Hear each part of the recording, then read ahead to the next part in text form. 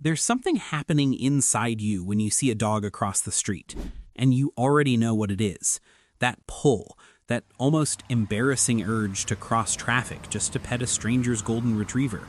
And if you've ever contemplated that, then this video is specifically about you. Not dog people as a category, but you, the person who, when a dog walks into a room, quietly tracks where it goes, who notices when it settles near you and feels, for a second, like that means something, who has probably said things out loud to a dog that you've never quite managed to say to another person. That's worth having a deeper look at. So let's start somewhere you might not expect for a video about dogs. Yourself. Specifically, what you were like before you ever loved one. People who form deep attachments to dogs tend to share something in their emotional history, and it's not that they had a perfect childhood with a loyal golden by the fireplace. It's almost the opposite, really. Attachment researchers have long observed that people who seek out non-judgmental relationships, and dogs are practically incapable of judging you, often grew up in environments where love felt conditional, and affection came with fine print, where you had to earn the room you were standing in. Now, that's not a universal rule, and it's not a diagnosis. It's a pattern that keeps showing up, quietly, in the background of a lot of people who love animals with an unusual intensity. A dog doesn't do that. A dog has never once looked at you and thought you could be doing better. And somewhere in your nervous system, that registers as something close to sacred. Now, where most videos would say something like, but it goes even deeper than that, I'm not going to do that, because actually, for a lot of people, the surface level is already enough. You don't need a traumatic backstory to love dogs with your whole chest. Sometimes you just do. And the psychology of that, the people who love dogs without a wound underneath it, is actually quite profound. Because those people love with an unusual kind of openness. Think about what it actually takes to commit to a dog fully. You're not entering that relationship blindly. You understand the terms, you know the lifespan, and you say yes anyway. And somewhere in that agreement, you end up with something rare. A best friend who asks for almost nothing and gives back everything. There's something in certain people that doesn't shrink from loving something temporary, that actually leans in.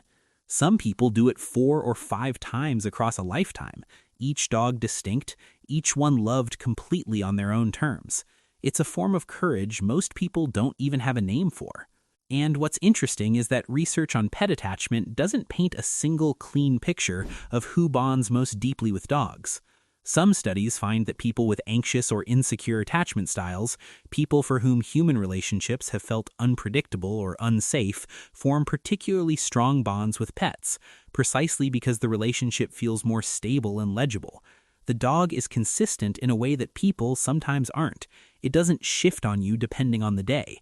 And for someone whose nervous system has spent years bracing for that kind of unpredictability, that steadiness lands somewhere much deeper than just comfort.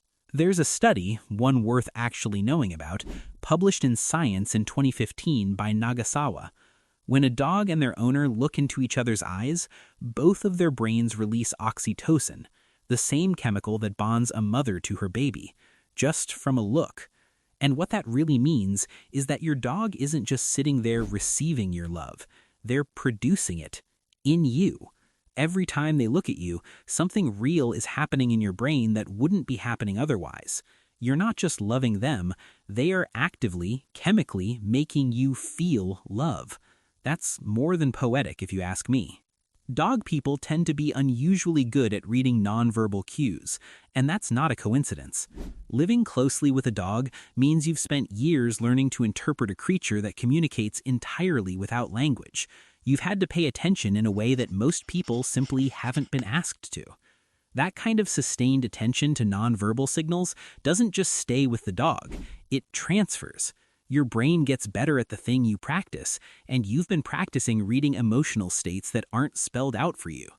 Some personality research does find dog owners scoring higher on empathy measures, though whether that's a cause or a side effect of the relationship is something researchers genuinely haven't settled. What's less debated is the attentiveness. Spending years responsible for something that can't self-report tends to sharpen you in ways that quietly carry over. Most humans can't tell you directly what they're feeling either, But if you've been paying that kind of attention to a dog for years, you're probably more equipped to notice it anyway. Okay, so something a little more delicate that I think deserves to be said. Some people love dogs because dogs are easier, and that's okay. If this resonated with you, don't forget to subscribe and turn on the notification bell. There's a lot more coming your way.